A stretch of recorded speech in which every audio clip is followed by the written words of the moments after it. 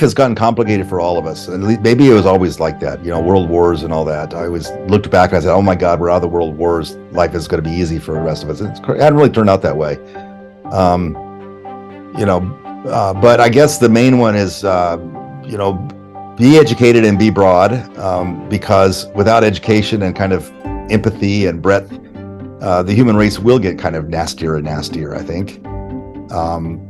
And find a way to maintain optimism. Don't let that go away. If it's a really bad period, just kind of accept that and deal with it. But then try to find a way to get up, someday in the future and restore a plan for yourself, a path. Try to align yourself with the social good somehow, but not be naive about it either. So. I think a lot of people really don't know why they're doing what they're doing, or why are any of us doing what we're doing. Why are we doing all this math, or why are we doing science, or why are we doing business? Why are we doing anything? And when you're young, you don't necessarily, you think about that a lot because you worry, will I ever have a career? But you also, there's some easy answers. Well, to make money, or, to have a house, or to have, the right kind of friends, or to have the right kind of experiences, and all about that. And that's great. That's easy. But, ultimately that doesn't really do it for you. You will not be doing that forever. And so then you've got to sort of say, okay, I'm going to maybe turn myself to bigger problems, bigger challenges that no one knows how to solve, or that seem so critical. When I do that, I don't want to be naive about it. I want to be kind of real and hard-headed and hard-nosed, hopefully so that I can actually inspire younger people to do things too, not just complain and not just fear the world and bellyache about it, and feel optimism as well. So anyway, so I do my best here, but just to say, I don't have any big answers. Life is strange. It's a wonderful journey. It shouldn't be just a selfish gathering of resources and money and all that and glory and whatever. It really should be about finding a way in your time that you had some impact that was overall favorable.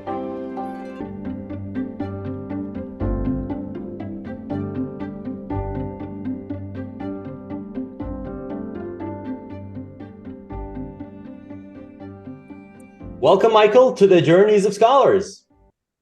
Hello, happy to be here. Thank you, Michael, for coming on the show. So, Michael, as you know, the academia is a perfect place to sharpen your research abilities towards excellence, but it might be less helpful in terms of mentoring and managing the wider context of where this sharpening is happening. So what we are going to do during this conversation, and what the Journeys of Scholars is about, is to seek to decipher some of those macro strategies, micro paths, and the future beyond in your career. So, Michael, you are the Pehong Chen Distinguished Professor in the Department of Electronic Engineering and Computer Science and Department of Statistics at University of California, Berkeley. You received your bachelor's in psychology in 1978 from Louisiana State University, also master's in mathematics, Arizona State University, and also your PhD in cognitive sciences, 1985, University of California, San Diego. You've also, between that, been a professor at MIT, and now you are a professor at Berkeley. And so your research spans a wide range of topics and disciplines: computational statistics, cognitive, biological, and social sciences, AI, machine learning, and beyond. You are also the member of several national academies, National Academy of Science, Engineering, and so on and so forth. The list is very long in terms of honors and recognitions. I'm not going to mention all of them. Some of them is the Ulf Grander Prize from the American Mathematical Society, the IEEE John von Neumann Medal 2020, and so on. The list is, as I said, very long, and I encourage the listener to visit your website to see the full scope of those honors. You are also, beyond research, part of the music band Errors and Bars, which is a fantastic band. I have myself listened to it when I was at the American Causal Inference conference in Montreal 2019. And Jennifer Hill, Mark Glickman, and Don Hedeker is part of that band. All esteemed statisticians. So, Michael, one of the questions that pops to my mind, looking, through your profile and just keeping up with all the research that you're doing, is that, how do you stay on top of the reading, thinking, and producing new ideas, just keeping track of them, while also being involved in so many different activities, from being, an editor in several journals, traveling across the globe. How do you handle jet lag, tiredness, procrastination, and all of that that comes also with the enthusiasm, obviously, of being in the privileged position that you have carved yourself into. So how do you do that? I don't think I have a good answer to all that. I don't know. At times it feels like I got it under control, and often it doesn't. And thinking about your audience, how to manage your own lives, I don't know if there's any general rules. You figure out what works for you. You remember what you really enjoy, and you make sure you allocate time for that as much as you can. So for me, actually, I really enjoy learning new things, digging into some area that I didn't know anything about.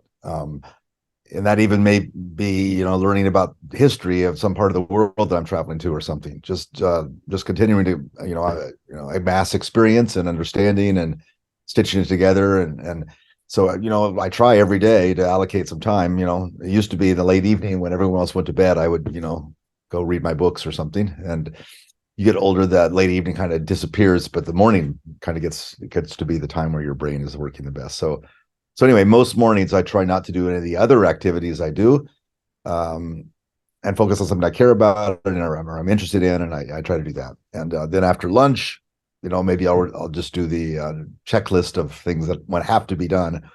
But also, I'm not super ambitious. I'm not trying to, change the world. I'm not trying to have an empire. I'm not trying to change the world at some ridiculous level. I just want to do my work and inspire a few people around me, and keep enjoying it as time goes on, and have it kind of accumulate in a way that makes me happy that I'm doing what I'm doing. And so those are more limited goals. And I think kind of finding the right, level of, ambition versus not too much ambition. And then I mentioned the people around me. I think the social aspect of it is really critical to me, that if I were all alone by myself with some books, I'd be happy for a little while, very happy, in fact. But then my happiness would plummet. And so I need to go out and hear from other people, talk, enjoy, learn, and just kind of a continual mix of that. And then whenever you get kind of a little bit down, you go to Italy, where I am now, or some other wonderful place, and get a bit refreshed and enjoy life in a different way, and then return.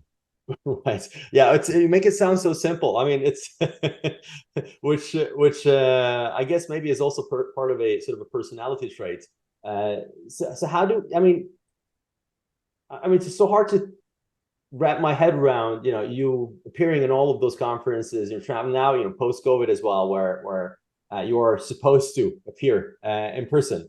And so do you, try to allocate those travels a certain part of the year so that it doesn't get interrupted or disruptive during term, or, how do you? I mean, I don't do that many, honestly. I probably, in the old days, no one would ever invite me, and that was kind of nice. And then the number of invitations sort of ramped up, and then, my topic got to be popular and people wanted to hear about it. And so I got a lot more invitations, and I started saying yes to 1 in 10. So that's probably where I'm at nowadays, is yes to 1 in 10. And I pick it, indeed, for some of the reasons you alluded to, part of the world I'd like to go to, or people I'd like to, hang out with, or an audience that I think would be nice to connect to, and then also learn from. So I stopped really going to the main conferences, like I could say in machine learning, which is my nominal field. They were just too big, and I would have too much social experience. I'd just be there for 4 days and just, chat and talk with people. And for a while that was fine, but I realized, okay, I'm not sure I'm making a lot of progress in my life here. I would walk around and, people would know me and they'd want to talk with me, and I wouldn't get to kind of just incognito go up to posters and look at them.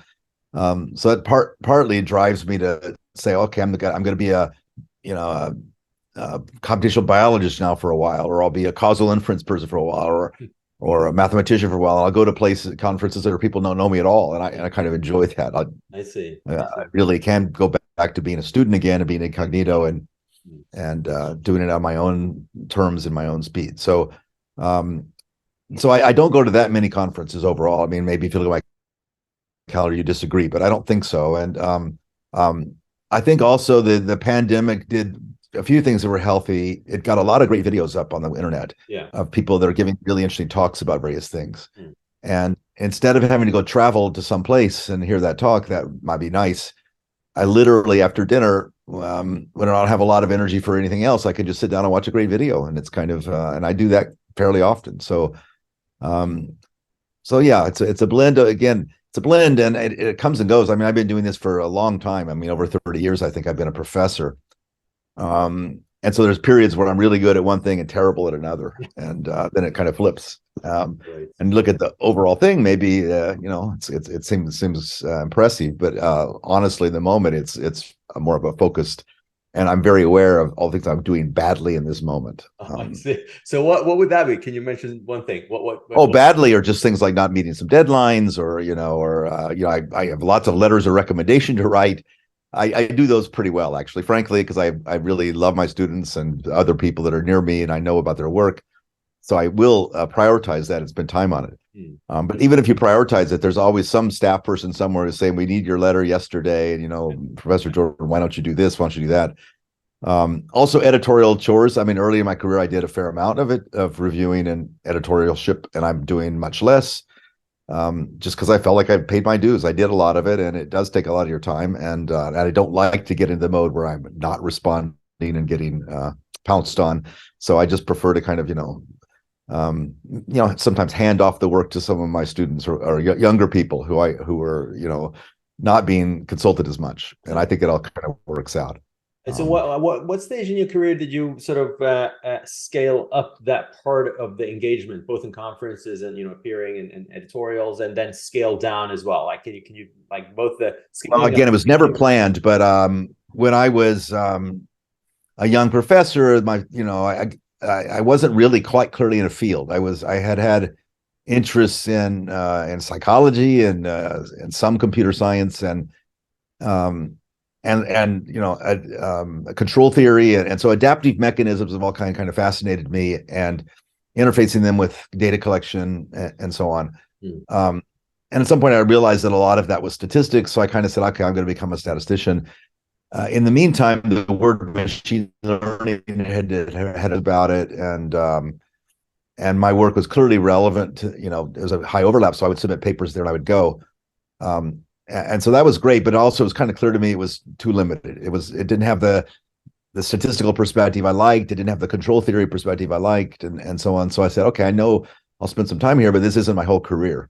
So I think the next phase was, hey, I better learn more statistics. And so I'm going to, read the textbooks. I'm going to talk to the best people. I'm going to also go to some conferences, and I'm going to be in that world for a while. And then when I think I moved from MIT to. To interrupt you, sorry to interrupt you. So what was the stage? What you're saying? Oh, I'm really statistician, not a. And then what discipline? Oh, I think that was pretty early. I was a assistant professor, and just kind of the kind of things I was working on was clear.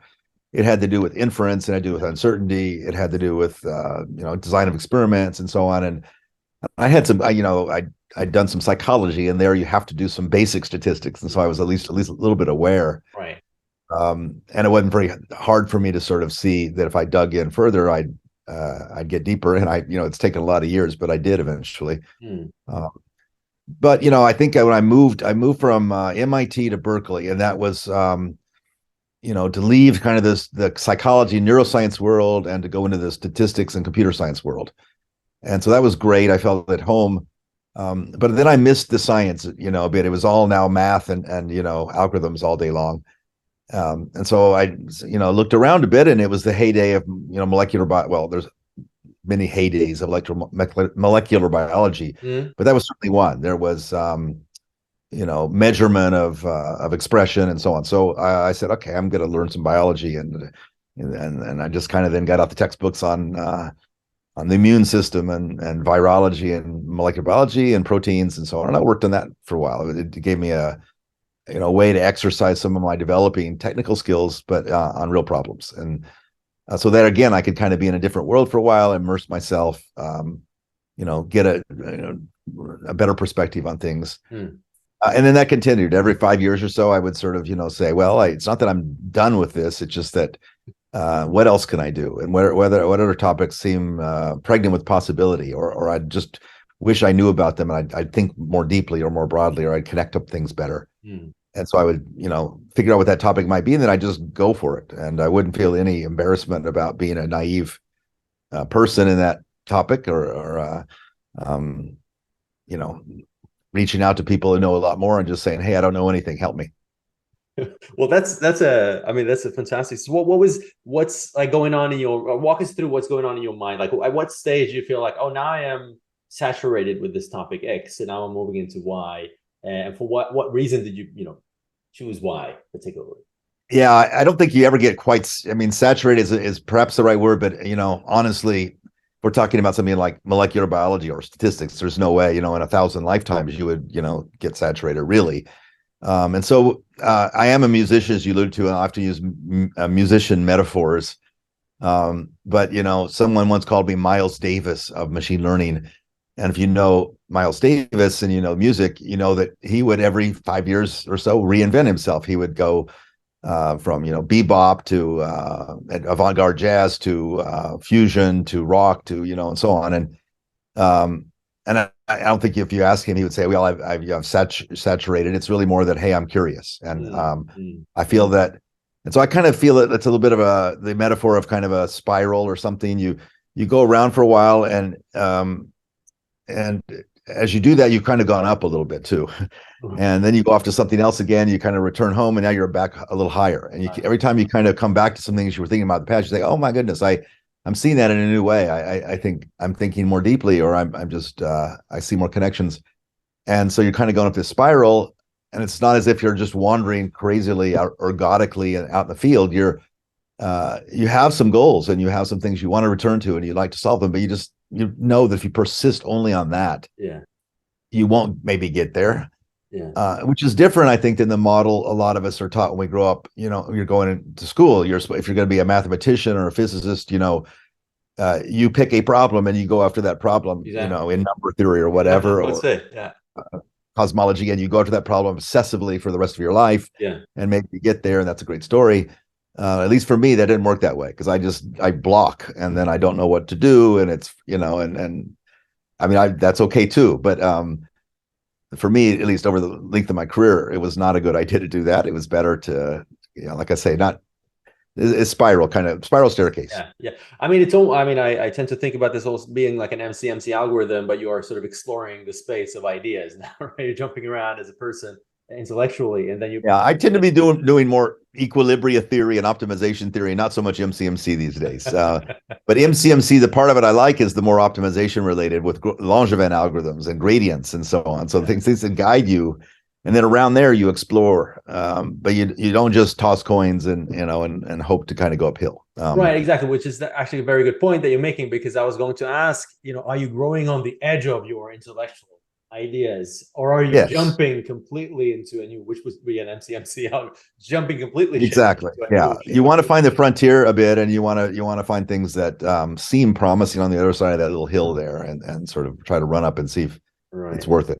And if you look back at, say, early ideas that you had, say 30 years ago, I mean, what kind are those ideas still lingering with you, or are you thinking like, oh no, absolutely. I think the thing I'm most associated with was in the 90s. I worked on a topic called variational inference. And in fact, my colleagues and I, there had been sort of ideas borrowed from statistical physics that were, about many body problems, and if you have many variables and they interact in really complicated ways, as the system gets larger, things can even get simpler. That's kind of the mantra of statistical physics, and the tools that turn that into math are interesting. And in machine learning, there had been a kind of an area called mean field methods that were getting at kind of one particular version of that idea. And my colleagues and I dug into it, learned a lot more of the relevant tools from statistical physics and conceptual approaches, and sort of brought kind of a bigger, broader version of that we called variational. I didn't even know that much about the broad notion of variational that I know a lot more about now, but it felt novel, it felt interesting, and it felt it was an alternative to MCMC. It was it's somehow the same level of generality. And so that opened up a whole area, a bunch of things to study and work on for a while. And again, I've kind of moved a bit, but I've returned to that probably 4 or 5 times. Worked again on variational methods again and again and again for different reasons and different purposes. And I'm definitely not done. That kind of overall perspective, I think, is still a great way to think about uncertainty and decision making. Right, right. Because I know one of the topics that you are focusing on right now, one of the several, is microeconomics and market creation and AI, basically how to think about,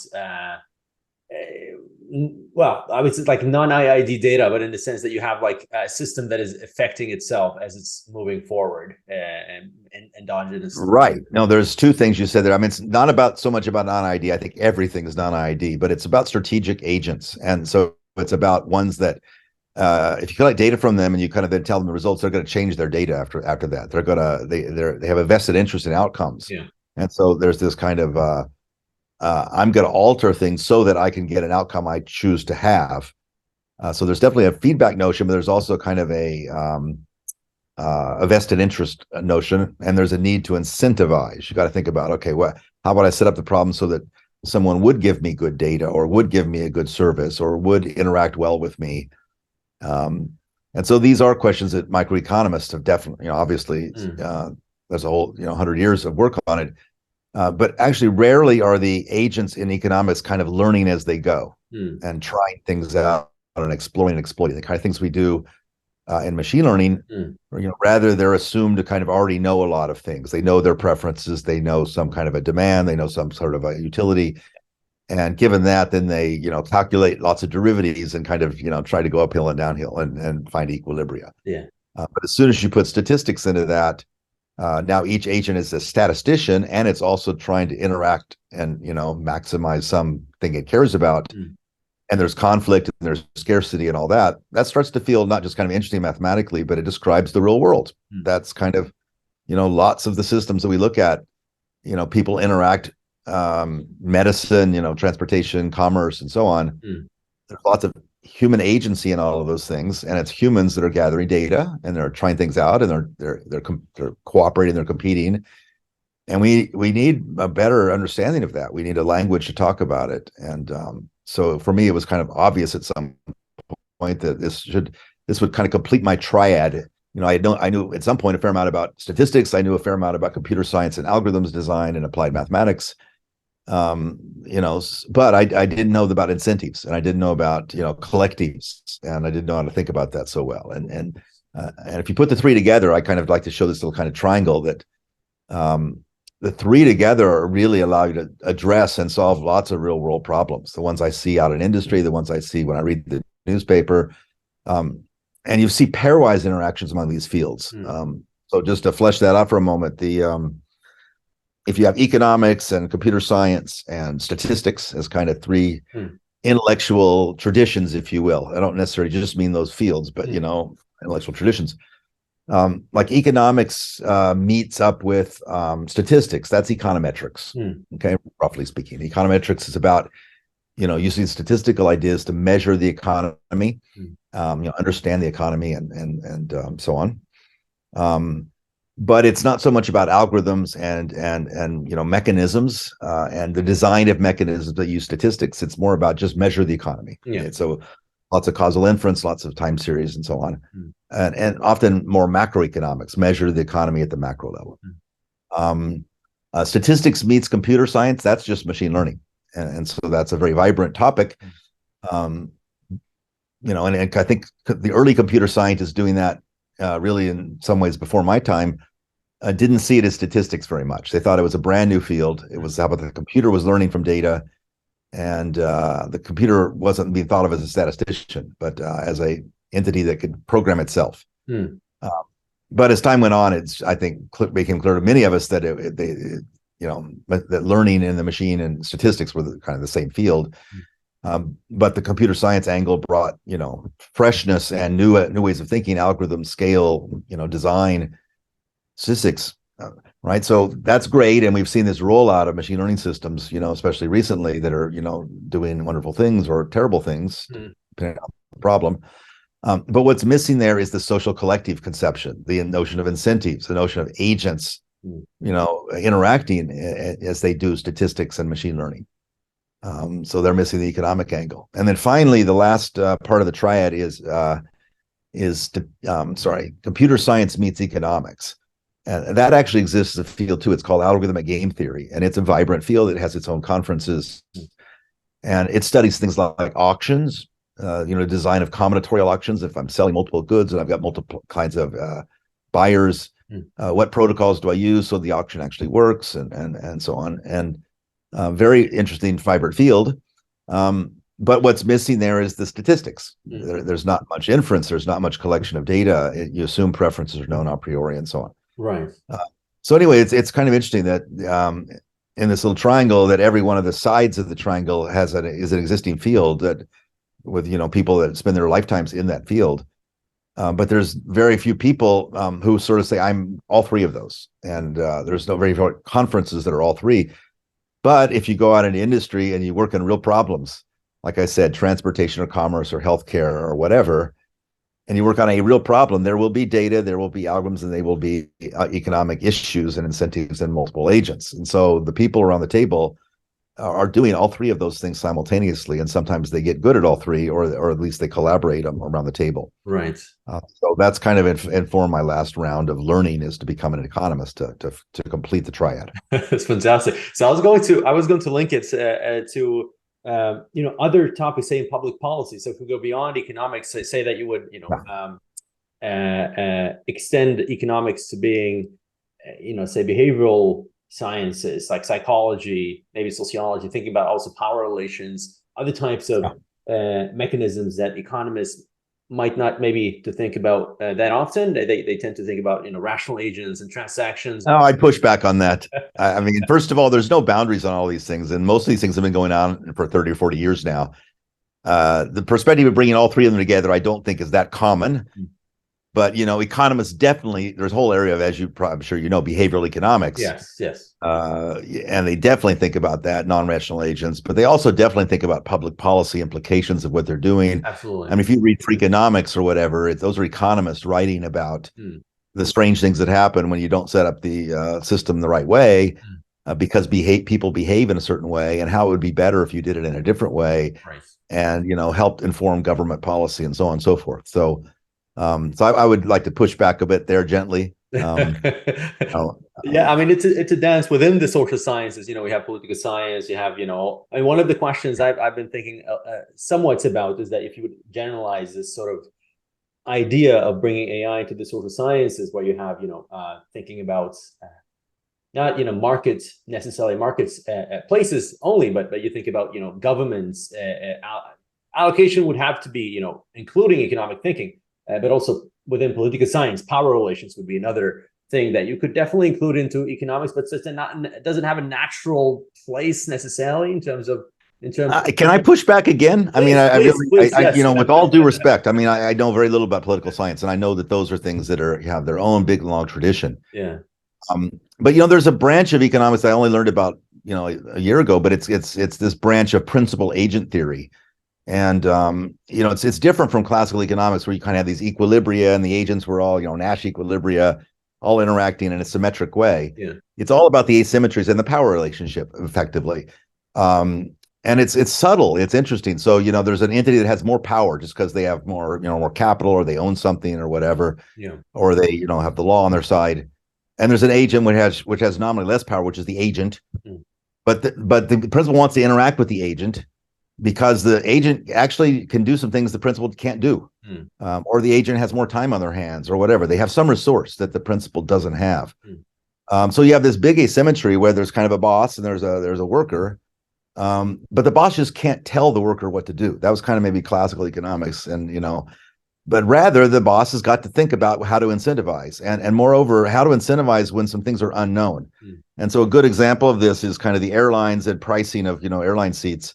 There's business class and there's economic. There's not one price for everything. Yeah. And it's because the airline is smart enough to realize that they don't know everything. They don't know for each individual how much they're willing to pay. So they have to give different services and different prices, and the mix has got to be good enough that people will self-select. And so it's kind of a subtle theory of how do you manage a power relationship and an asymmetry of information, so that overall people self-select in ways that make them happy, and make the person offering the service happy. The airplane is full and so on. Again, this is not everything about power relationships and all, but it is a particular way. Think about it, that to me interacts very well with statistics and interacts very well with machine learning. And to me, that's what I kind of look for, is like social science concepts that do play well with the concepts, the more formal concepts that we talk about. Now, then, if you start talking about that and someone says, well, you're not understanding power relationships, you're missing X, Y, and Z. I mean, that will absolutely be true. But I like to kind of creep towards perspectives and not simply. Yeah, I mean, I think you're absolutely right in that these perspectives that have grown recently is sort of a way of expanding the conceptual toolbox of early economics, and also especially if you combine it with behavioral economics, you get much more easier ways of incorporating uncertainty in decision making and incomplete information, and that starts to be the foundation of agents in general, that whether it's sociology or cultural studies or psychology and so on and so forth. Right. I guess the pushback from social scientists in general would be, why just call it economics? Why not call it behavioral sciences or something like that? But that's a more of an internal debate within.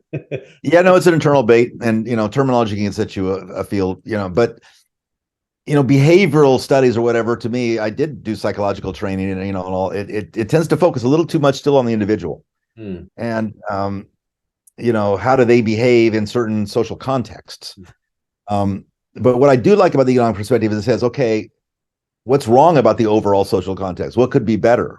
How would we make sure that everyone, can get sort of what they want? How do you make sure there's fairness? How do you make sure that allocations are done in an effective way, and so on? And then talking about like prices as ways to signal things and mechanisms like that.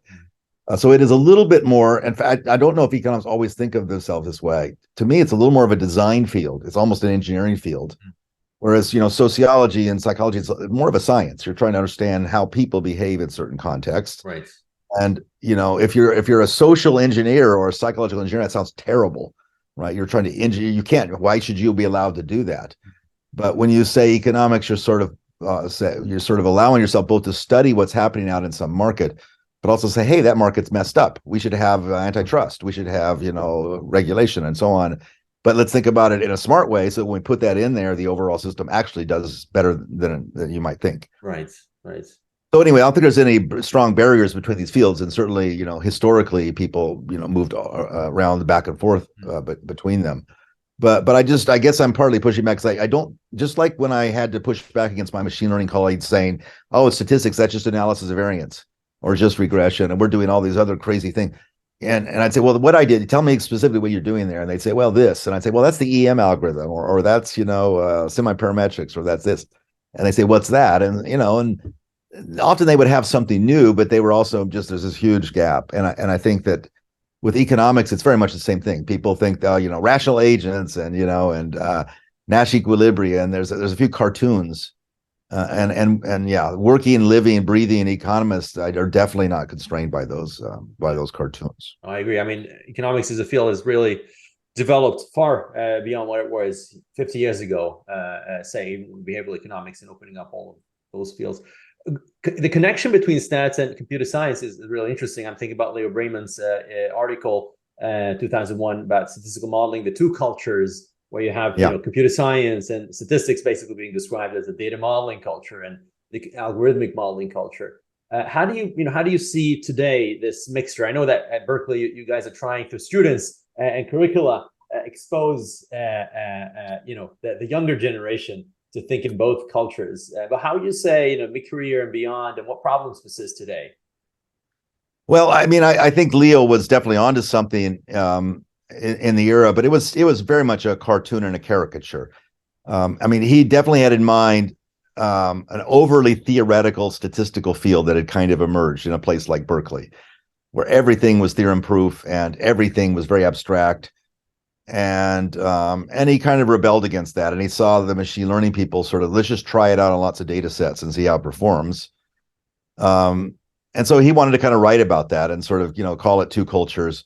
I mean, there are deeper cultures on both sides. I mean, there's a culture in statistics of, causal inference, of experimental design, of census and finite sampling, all kinds of other activities, that Leo wasn't trying to push about, he wasn't talking about the whole culture. He was talking about a particular culture of over the theoretical work.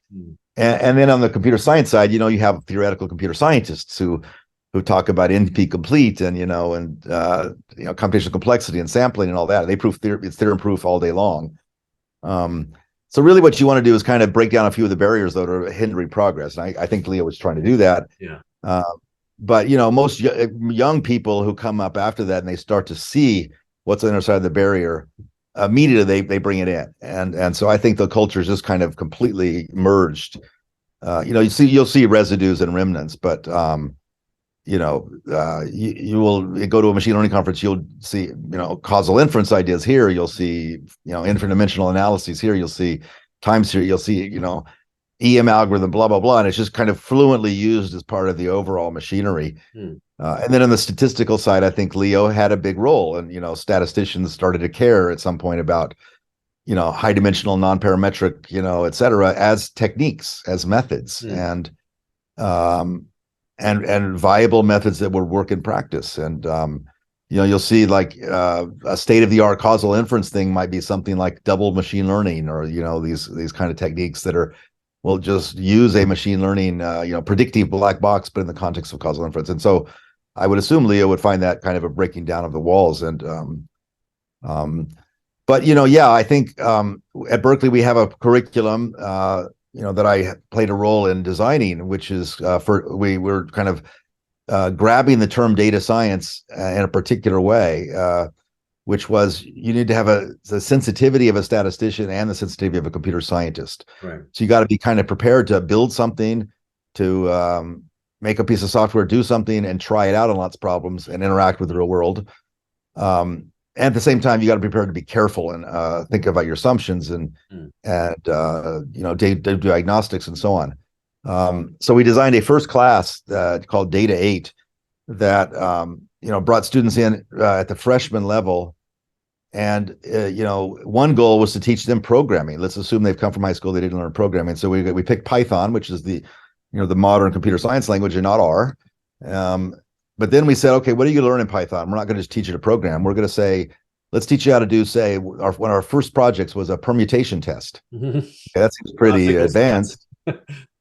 Pretty advanced, but as probably most of my audience knows, if I want to do a permutation test comparing two columns of numbers where the null hypothesis, they come from the same distribution, there's a nice little story you can tell. Under the null, you can put them all in one bag, you can scramble them and split them up again and do that again and again.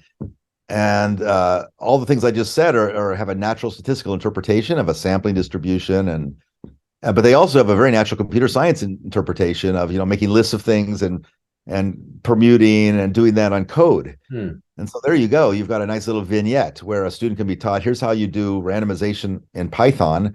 Here's how you collect a list of numbers. Here's how you plot a histogram. And then here's what you're doing conceptually on the statistics side is you're doing this null hypothesis testing. And then you give them some real data and then turn them loose, and they can start making their little histograms and start testing things. Right. And that's like, 2.5, 3 weeks for a freshman, and they can get it. And then you roll with that. You do another such vignette. You take another topic that has a blend. And I'm still pretty proud of that perspective and think it was just right for the time, but also then the students loved it. They really felt empowered to think in this new way, but also they're programming and also they're working on real problems. And so subsequently we did with the whole curriculum, several more classes on top of that. Right. Right. And so this is, when did you start that curriculum? I'm going to say 6 or 7 years, 7 years ago. I think it was 8 maybe at this point when the first class got together with a couple of colleagues and we sat down and designed an actual syllabus and ran a first version of the class. I think it was 2015, perhaps. Right. And in terms of what was the main challenge, would you say, from a sort of stats and computer science audience? Like, what was like if you would advise someone like creating some similar course, what's the red flags, like you should be aware of this, and possibly as a challenge try to tackle it like that? Well, the three of us that were the main designers wrote an article in the Harvard Data Science Review, and it was called something like computational thinking, inferential thinking, data science at Berkeley or something. And we laid out our rationale and our experiences. So anyone actually wants to get into what we've done and why, that I really recommend that article. But just to say, from the student point of view, in some ways it wasn't that hard. You just kind of put yourself in the shoes of a student. I know a little bit of math, but I don't really know or even much like math. I don't want to learn about integrals and before I can even get into doing something. I know a little bit of computer programming. I'm not going to be a computer programmer, but I don't mind. I like to be clear my ideas, but I do have some passion about some real world problems. And so you sort of put yourself in that person's shoes. Like, how am I going to now teach you to work on something, but not just collect the data and show histograms and show, hey, something's better than this and that. Think about the underlying causal problem or the inferential problem and all. And so introduce a tool, like a counterfactual or a hypothesis, null hypothesis. And critically there, you are learning to think like a statistician and not just a computer scientist who would say, okay, take in the data, build a pipeline and output something. You're thinking about what could have been and what's their evidence for and so on. So at some level, it wasn't that hard. And my colleagues there were Ani Adhikari and John De Niro. They're the two that I co-authored this article with, and we did the main design together, the three of us. And it was critical to have a John De Niro involved. He had been teaching very large classes in computer science, up over 1,000 people, and that was a very important ingredient. How do you do this for a really large scale classroom? How do you blend kind of the try things out with the lecturing format and all? And John's a master at that. And then Ani Adhikari had been teaching kind of Berkeley style statistics for a long, long time. And she had, very compelling lecture style and ability to convey real world problems in the context of statistical thinking. Right. So, and I had my kind of spiritual, these all should be together in one room kind of view, and being enamored with the bootstrap and permutation tests and all. And so the three of us got in a room and just knocked this thing out. And I think it's called Data 8 at Berkeley, and there is the kind of the record of all the previous courses. If you go back to, there's like 10 of them, or probably 20 of them now over the years, and you go back to the one at the bottom, you'll see that first one, we had our original syllabus and all. So that's a fantastic story in terms of bringing stats and computer science together. And also you mentioned economics. So thinking about now, if we segue into the collaborative sort of collaboration topic. So think about collaboration in these disciplines or the people you tend to collaborate with, coming from their different perspectives. How do you make collaboration work when you have a kind of a different perspective to start off with? Yeah, great question. I mean, again, I'm not sure I'm the best person to answer it.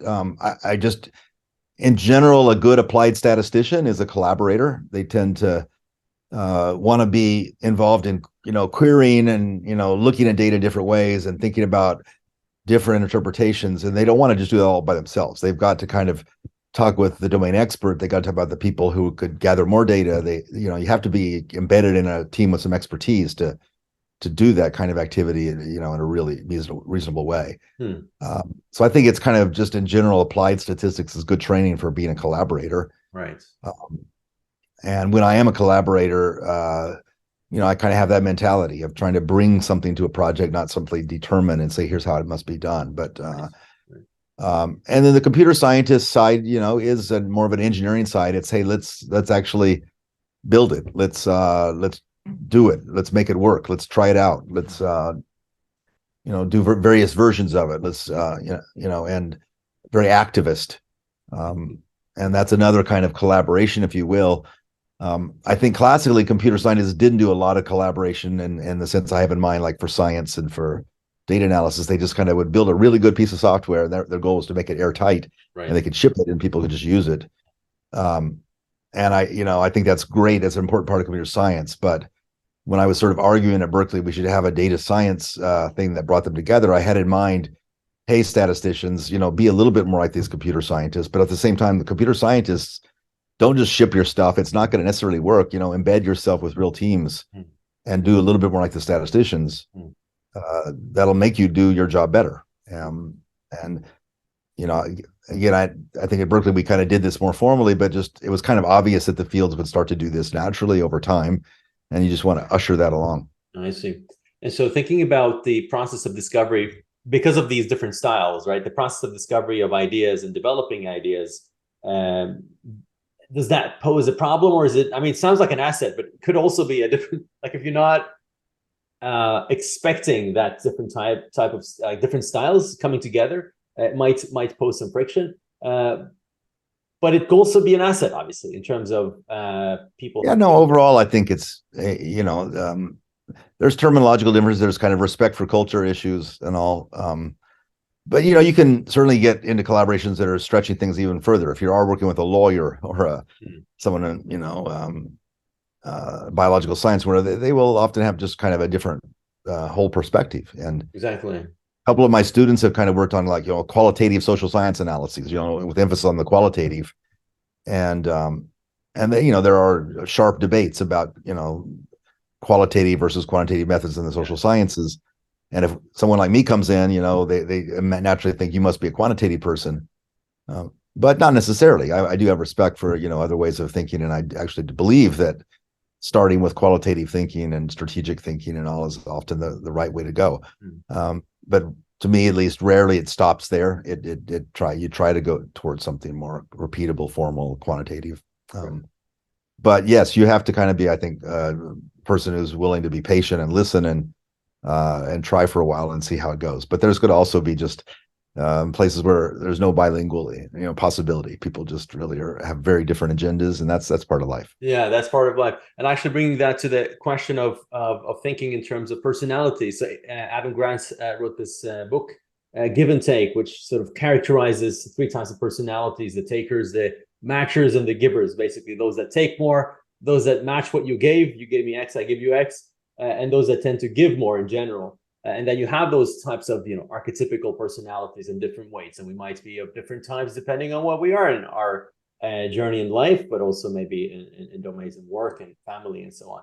But how do you handle those personalities within a collaborative setting? Well, I think all of us are all the above. I mean, some people maybe are more naturally one or the other, but if you just stick with one of those styles, you're just not going to make it. And so you kind of have to learn from the different styles. And I think what I often will see is somebody will be one of those, and especially a younger person, and they'll be in an environment where they're one of those. Say they're dictating to everybody else, and but then they notice there's someone maybe in the room who is not so dictatorial, but who somehow is having impact because they're just sort of saying things in a gentler way. They're engaging people or so on. And and sometimes I think you'll then see that same person, the dictatorial person, in another environment, and they will have flipped roles because they kind of realize that it doesn't always work to be dictatorial. And they learned by observing someone else be successful. They would have never done that if they'd stuck in the same environment because they're kind of locked into this role. But if they're given permission in a different environment, no one has big expectations. They sometimes can try out another role. And I don't know. That's just one mechanism, I think, that where people kind of watch and learn from people, and then they learn a kind of a mixture of this set of skills. Right. And when, if I'm interacting with my children, obviously I'm a different person, and then I've had to be a different person every 5 years as they've completely changed. And the real world definitely will not tolerate you being kind of just one style, and you have to kind of become flexible. Yeah. No, I think that's a sensible way of thinking about it, as it's sort of a weight overall, and depending also on the context, you condition on what you are. So and that question in itself sort of goes to the higher level question that we sort of started off with, which is managing energy, your time, and creating space for deep work. How do you think about creating a setting for deep work? Basically, the mechanisms behind when you say yes and no for a collaboration. I don't think there's an answer there. I think you just hope that it's going to happen from time to time. You work really hard, you practice, you try, you again, let me return to a musician metaphor, right? There have been some genius musicians like a John Coltrane or whatever. And I don't think he woke up in a given morning and says, okay, today I'm going to have a genius idea. rather he struggled and struggled, and he practiced like hell, and he tried out different things, and some of them worked, some of them didn't. And then just some random day, suddenly something really happened, and he was probably as surprised as anybody else. I think you just kind of make yourself ready for the opportunities when they come. So you do painfully just kind of put yourself through lots of practice, lots of, I'm going to learn about this even though it's hard, or I'm not even sure of the relevance, or I'm going to get closure on something. I'm going to expand my horizon and so on, so that when the opportunity comes, you don't miss it. You see it, you perceive it, and you kind of able then to run with it. Nice. I have studied a lot of different things, and I'm not a world's expert really on much of anything, honestly. But when I first would dig into any topic, be it control theory or statistics or economics, I just could not read the papers. I couldn't understand the ideas. I had a struggle, really, just couldn't get it. And that's still true of, there's vast numbers of fields, that I would have a real struggle. But I, did over the years, say, okay, I got to really learn how to, convex optimization. If I don't understand duality, blah, blah, blah, I'm just an incomplete person. And, that's not, I'm not going to be happy. So Mike, how do you do it then? How do you do that? Like, what happens? Oh, that's just you spend a little time finding what's something that if I read it right now, if I had the time, if I could carve out 3 weeks and do that, I would go from here to here. Yeah, and so moreover, it's not so complicated that I'd be super frustrated, and I just the symbols wouldn't make any sense to me at all, or it's not too simple that I just don't. Yeah, I feel like I'm moving through it, but I'm not really engaging. So you spend time finding what is the right for my current stage of development. And I do this with my students too. At your current stage of development, here's what you could read. And for me, often it's actually kind of advanced undergrad books, things that were written by a really good teacher who had mastered some topic. And they wrote an advanced undergrad book in this limpid way. And then I don't have to struggle so much. I can kind of go through it at a pretty good pace. And then 2 or 3 years later, I've kind of now be able to kind of go up a level. And then, 2 or 3 years after that, I'm actually able to go to where I would have wanted to be in the very beginning. And now I've done that in enough fields that, in fact, with economics, it was a real pleasure, because having done all the control theory, all the statistics, all the computer science and optimization and so on, again, I was not being an expert in any of those topics, but I was just able to understand most of it. And I could pick up these econ books. And I read it like a novel, even though it's all math, It was like, okay, there's fixed point theory here. There's, there's a duality idea here. There's this, there's I remember Danskin's theorem, it's called the envelope theorem in econ. And I think a lot of people encountering that for the first time when they're a student, it's like it's hell to pay. They don't understand it. It's like weeks of struggle.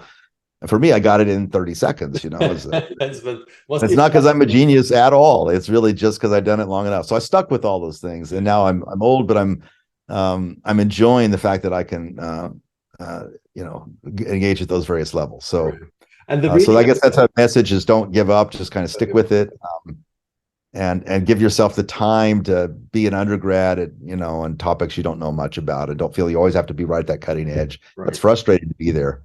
And for those things you would sit, reading is one thing, but you would sit and solve, I don't know, undergrad problems, math and exercise. Yeah, somewhat. Depending on what felt was necessary. At times, yes, you got to solve the problems a little bit and see if you can do it. At times, like I say, more recently, I watched videos to kind of learn stuff, because videos, sometimes if someone's just explaining something and you don't have to kind of painfully sit in front of a book. But the probably the thing that has worked, when I really wanted to understand something, I would pick up the right book and I'd read it and be, okay, I'm getting it, I get it. Maybe work out some things. But the fact is, I wasn't really getting it quite. It wasn't going to stick with me. 5 years later, it would have been completely gone. And so what I would then do is a month later, I would go back through it and I would write out notes, and I would make myself as if I'm about to read a lecture on it. I would get, such utter clarity, like I could now just walk into the lecture hall. And if I had done that on the first round through, it would have been terribly painful. But the second round through, I'm getting it. Let's now write that down. Let's make sure that we really, can actually see it completely clearly. And then if you do that a few times, that sticks with you. And you do that in the middle of everything else in life, right? Yeah, again, not always and not all periods, but you kind of look forward. Okay, gosh, like if I can get through with all this, going through admissions folders, Yes. on the other side of that, I'll have some more opportunities for what I would really like to do. So if I look around a year and I don't have any time for kind of just exploring and learning, and then I say, hey, my life, there's something wrong with my lifestyle, and so I would maybe trying to find a way to turn down on certain activities or certain responsibilities and not try to be everything to everybody. Yeah. And so, it's all a balancing act, and it sometimes works and sometimes doesn't. It is a balancing act. And I'm as a natural question is that, you are also a family father with kids and a wife, and now you're in Italy, you're traveling a lot, and also thinking about family commitments in that context. How do you balance that? Well, with family, you don't really balance so much, as that you just sort of, it's kind of dominant. The family, you just want to make sure that goes as well as it can, and you don't have control over everything, so you kind of have to just be ready for the eventualities and kind of be there for them. That's that. I guess, yeah, I maybe lucked out that I didn't have kids until I was over 40, and so by then I was a little more both mature, but also kind of less needy to spend all my time doing academics or something. I could step away. But even there, it took some years before I could sort of not feel regret or annoyance that I was pulled away from something I really wanted to do to kind of go tend to some, fire, an issue. But then, the annoyance goes away, and you sort of also just kind of say, look, if I didn't do this, if I didn't have kids and all, I would be sort of a very different lifestyle, and maybe this is the one I really wanted, and I'm glad I did it. And so, if you knock on wood and your health stays, then you can just kind of keep bouncing around for, I'm going to be a good father in this little period, but give me a little time after that, and as a reward. And I think when we first had, babies, people say, oh, you're not getting any sleep and all that. And that's all true. But you're kind of exhilarated, and the hormones are pumping. And so you learn to spend 30 minutes on something and do something good with it in ways I had never been able to do before. It's like, oh my God, I got 30 minutes before the baby wakes back up. And so let's read that paper. Let's not just, put that off until when let's do it. How old are your kids today, Mike? And I have a 19-year-old and 16-year-old. Okay. So kind of, getting towards college, and, I'm lucky. I got some kids that are very interesting people, and but there's still, it's kind of there's many asymmetries, but it's more certainly still me kind of taking care of them and making sure everything goes okay, and I do hope that someday they'll kind of want to reverse that asymmetry a little more. Dad, how's your day going? That would be a nice thing to hear, but they do it occasionally, actually, at this age, but it's been a long time coming. Oh, that's great. My kids they're 7 and 9, and have a newborn. Those are the golden years. You're lucky. Those are the years I remember as the best. Yeah, I mean, they are the best, but they're also, they're all some fires. There's small fires, but there are plenty of them. Yeah. So thinking about leadership in general, so segueing back into the academic world here, and you have a large group of students and postdocs, and I'm imagining mid-career professors seeing up to you and talking to you. So how do you manage a larger group in terms of leadership? How do you set the type of leadership, the culture that you want in your group? Well, yeah, again, I didn't really plan to do any of this. It just kind of happened. I had a small group for a number of years, and I was just standard small group professor, working at the whiteboard with 2 or 3 people. But then my field started to take off. It was a compelling field. A lot of people wanted to be in it, and so I started, the doors, I opened them up a bit more, and I just kind of liked the people that were coming in. It was kind of a field that was attracting people that I kind of just liked and resonated to, and so I did want to open the door up. And over the years, I mean, I've had a fantastic group. They've many accomplished people. The most noteworthy thing about all of them really is they're just kind of wonderfully gentle, nice, friendly people, cooperative and all that. And so I had a little bit to do with that. I didn't make them into that, but I kind of knew how to sense that when they came in the door, when I was making a decision to admit them or not. Are you going to contribute to the social fabric here? Are you going to be a good force in the in the lives of the other people around you. And it wasn't that hard. There were a lot of them that were, and I had to say no a few times, but I didn't think that was going to happen. And so it kind of had this nice kind of vibrant, healthy environment started to emerge, and very diverse, very interesting to be in. And then it was my job to lead intellectually, in the sense I was kind of alluding to. Okay, I'm going to go find things to learn about that are just right for this group right now. I kind of know where they're at. I know what they know and what they don't know. And so I'm going to pick a book, or I'm going to pick an area, and we're going to learn about that. Because I just think it'll be fun, but it'll challenge them, and it'll also kind of lead to research in the near term. So that was hard. I just spent a lot of time trying things out or thinking through, looking around until I'd find some things like that. And so I did that over many, many years. And I think my students have come to me often afterwards, say that was the best thing. Those group meetings, the things we picked to work on, it was different from any other group. It was kind of orthogonal to what everyone else out there was doing, and that was actually important. It gave me kind of a home that was not. I wasn't in the huge mix of people, and I wasn't competitive. It was just a.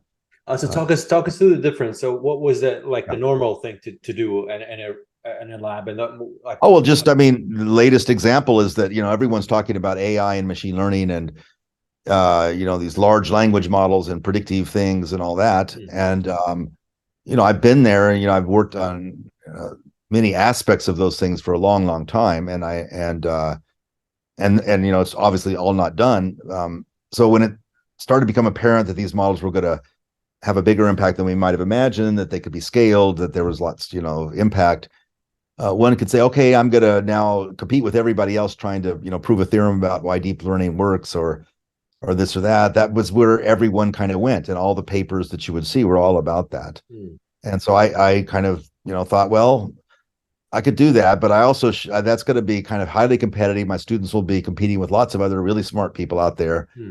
And it'll be more like a race, and I don't like that. So I said, okay, I think it's this economic angle that, we have multiple agents and they have to compete or cooperate as they learn. And that describes a lot of real world problems just as much as taking a big batch of data and make some predictions. And so, my goodness, there's lots of problems, and hey, no one else is doing that. And that, of course, is never really quite true, but there's only a few people doing it, and they're interesting people to get to know.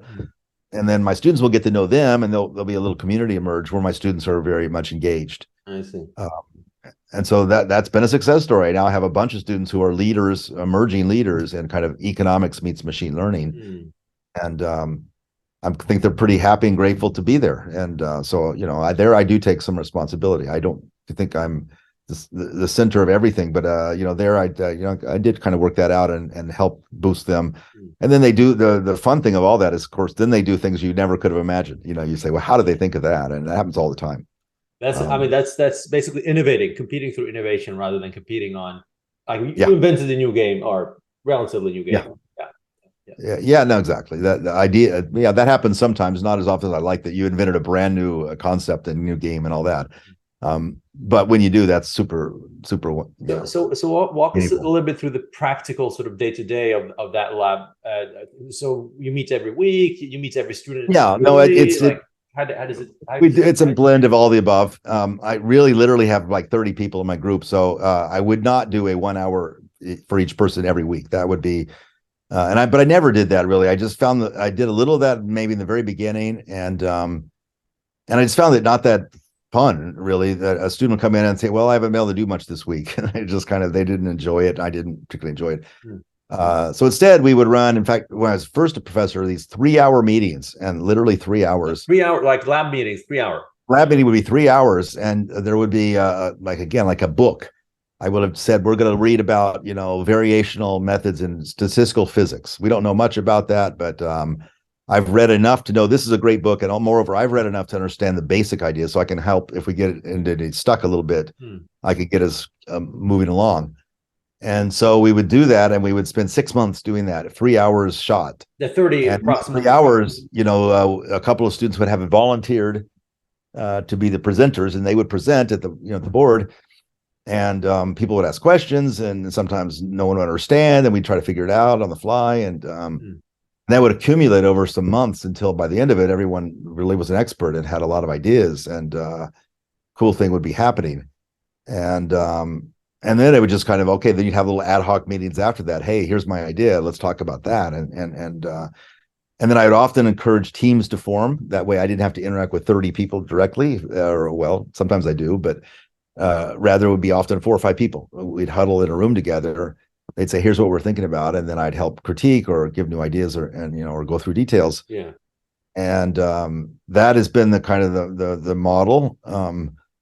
And so if a student is not engaging at all, I don't see them at all. Well, that couldn't happen because this meeting forces them to come for 3 hours. Right. Yeah. And if they haven't prepared, they're going to be bored for 3 hours. So they tended to come in ready to engage. And in those the centerpiece of how I interact, and then I look at each student. I do when they first come in, say, what do you know? What do you not know? What are you good at? What are some real gaps? What seems, like I say, the zeitgeist, where should you be heading? Where's our field going to head? And then kind of craft a curriculum for that person. You should take some classes on partial differential equations, or causal inference or whatever. I bet you that's going to pay off. And then I'd kind of follow them a little bit, ask how it's going. And then after a year or two of, I'd kind of insist they do a fair amount of that. Then ideas would start to come out, and then we'd have these more, semi-regular meetings. They'd come in and say, can I set up a meeting? I got an idea, or I'm being blocked with something, just as often.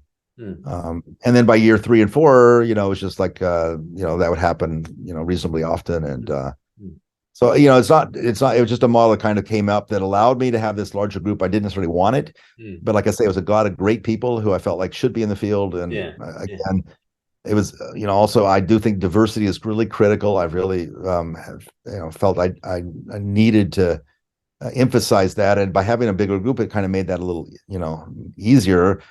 For example, at some point there were like quite a number of women, and the overall total was large enough that it was really a critical mass. And other people would say, hey, I want to be part of that.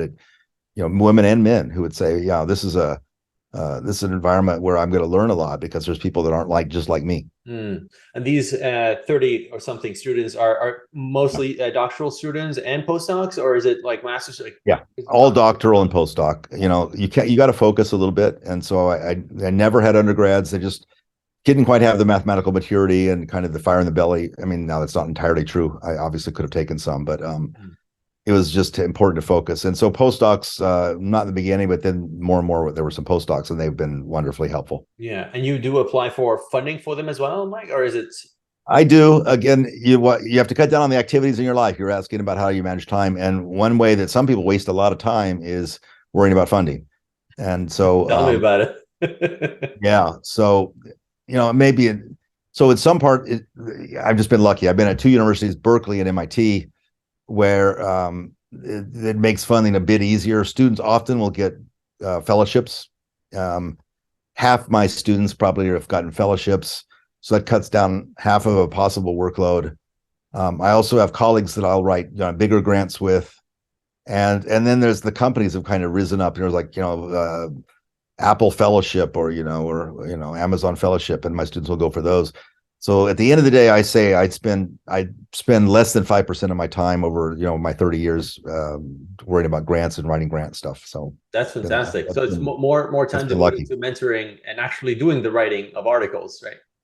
That's right. That's right. We have a lot of our. I'm engaged pretty heavily with that. I will rewrite articles. I almost always go onto the overleaf and work through a paper as with a student. Make sure that it comes out as good as possible, because that's going to have an impact on their career. Yeah. If the paper comes out and it's not so good, no one will read it, and it needs to be really, really good. And so I feel that's part of my role. So I know that we're soon at the end of our time, Mike, but I'm really curious about the writing, like in terms of minutes, maybe 1 or 2. Can you walk us through that? Because that's a critical piece that I think all of us can get better at. So writing. Yeah, the writing itself. Like, how do you engage with the students and yourself thinking about the writing process? There's not one model, but I mean, usually by the time the idea's kind of gotten, polished, good enough, it's like clear, this is a really great idea. Then by then we start shifting to, well, what story exactly are you going to tell here? How's that story going to come out? Let's think about kind of what a paper would, the arc of a paper would look like. What problem would it set up to solve? What's the challenge it's trying to solve? And then what kind of are you getting to a theorem? Are you going to build up to that? Or are you getting to some graph that, tells some story? And then just kind of, talk that through and emphasize this storytelling thing, and then emphasize, okay, who's going to be reading this, and what are they going to come in expecting, and what should they see in the first paragraph? How should that transition to the second and third? And I am in a more technical field, so then after kind of setting up all the background and kind of the goals and tell the story, then you get into what's my notation, what's my theorem, what's set up, and all that. So in some ways that's a little easier, but just kind of this telling of the story side is one that definitely requires the conversations. Everybody contributes there.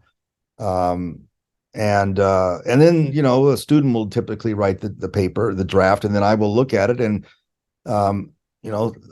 very often the introduction, at least, I will just often completely rewrite substantially. Because it just says, okay, the idea's there, it's good, but it's just not leaping off the page. It's not, no one's going to kind of get excited about this. And so here, I'll just rewrite it. I think as I was a younger professor, I just did that a lot, kind of rewrite the whole thing. And then I think also just because people come in my group knowing a lot more, they come in higher up on the knowledge level ladder. They've also read a lot of the papers. I think they kind of know the style a little bit more. And so it seemed to get a little easier. But after the first, second, and third year, where the papers often have a number of problems, structural and otherwise, and I will spend a fair amount of time rewriting or suggesting move this around, do this, or do this theorem differently, or whatever. And by year 3 or 4, that often has gone away. They got it. They got it. Yeah. So kind of this training process of let's work concretely on it, and just by example, here's a right way to express it. And so you don't say, hey, don't use passive sentences, use active ones. No, you just take a bunch of their passive sentences, you turn them into active, and you don't ever say anything about it. You start seeing they've started to only write active sentences. And, I didn't even think about myself. I just realized, hey, this is how it should be. And so I think I do have a natural writing skill, and I mostly enjoy it. But as most people, you kind of dread it, and then you start getting going, and you feel, hey, this is fun. But I was lucky in that regard, so I can express ideas that come off the page a little bit, and so I feel that's something I could offer to my students, help them make their own ideas come off the page. Also, I'll spend a lot of time. I'll read we'll go through it. By the time the paper is kind of really, really, really looking good and everything, then the last thing to do is the title. And in recent years, especially with so many papers out there, if you have a compelling title that just invites readers in, makes a big difference. And so I will, take a long shower or something, and I'll just kind of wait for the inspiration to come. Here's the title. And you meditate over that in the shower. Exactly. You just have to kind of meditate. You have to walk away and go take a run or something like that. Yeah, I mean, really see the writing and the last part of it, as you're saying, as being like a chef in a restaurant. The ingredients are there, the meat is there, the potato is there. Now it's like, how do you put it on the plates? And before you serve it, you need to have that extra thing, and that's Michael Jordan's role. Yeah, well, that's right. I bet it's a human role too. Like, we're talking about ChatGPT and all that writing things and all, and that's fine. It'll write some stuff, but I do not believe for our rest of our lifetimes that we will be replaced by the computer for that kind of expressivity. I mean, it can do it in some imitative ways, but there'll always be kind of a novelty of expression that humans bring, and maybe we'll get better at training people to do that. But it is a kind of ineffable thing that you can see when you read something that's is jumping off the page. You say, hey, that's compelling. Yeah. Michael, we are very much at the end of our conversation here.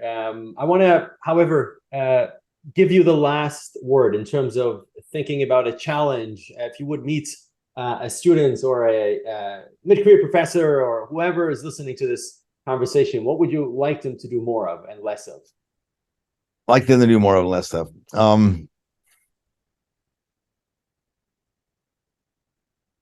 I don't really know. I think that life has gotten complicated for all of us. And maybe it was always like that, world wars and all that. I always looked back and I said, oh my God, we're out of the world wars. Life is going to be easy for the rest of us. It hadn't really turned out that way. Um, but I guess the main one is, be educated and be broad, because without education and kind of empathy and breadth, the human race will get kind of nastier and nastier, I think. And find a way to maintain optimism. Don't let that go away.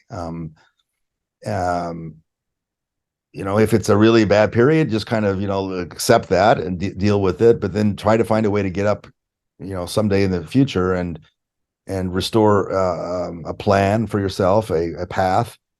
Try to align yourself with the social good somehow, but not be naive about it either. So I think a lot of people really don't know why they're doing what they're doing, or why are any of us doing what we're doing. Why are we doing all this math, or why are we doing science, or why are we doing business? Why are we doing anything? And when you're young, you don't necessarily, you think about that a lot because you worry, will I ever have a career? But you also, there's some easy answers. Well, to make money, or, to have a house, or to have, the right kind of friends, or to have the right kind of experiences, and all about that. And that's great. That's easy. But ultimately that doesn't really do it for you. You will not be doing that forever. And so then you got to sort of say, okay, I'm going to maybe turn myself to bigger problems, bigger challenges that no one knows how to solve, or that seem so critical. When I do that, I don't want to be naive about it. I want to be kind of real and hard-headed and hard-nosed, hopefully, so that I can actually inspire younger people to do things too, not just complain and not just fear the world and bellyache about it, and feel optimism as well. So anyway, so I do my best here, but just to say, I don't have any big answers. Life is strange. It's a wonderful journey. It shouldn't be just a selfish gathering of resources and money and all that and glory and whatever. It really should be about finding a way in your time that you had some impact that was overall favorable. Michael Jordan, thank you very much for those wise words. I mean, you are, in fact, by just appearing on the show, doing exactly what you are suggesting. There you go. Exactly. So thank you for doing the interview, and thank you for asking those kind of questions. I did say yes. Like I said, 1 out of 10, I'll say yes. And I did say yes to you because I sense that you are doing something a little different, that indeed, hopefully people will take to heart and in ways they don't get from, they'll find things they don't get in other ways. And so I'm happy to contribute, and I hope that was helpful. Mike, that really warms my heart. Thank you very much. Thank you very much. All right. My pleasure. Take care. Thank you. Bye-bye.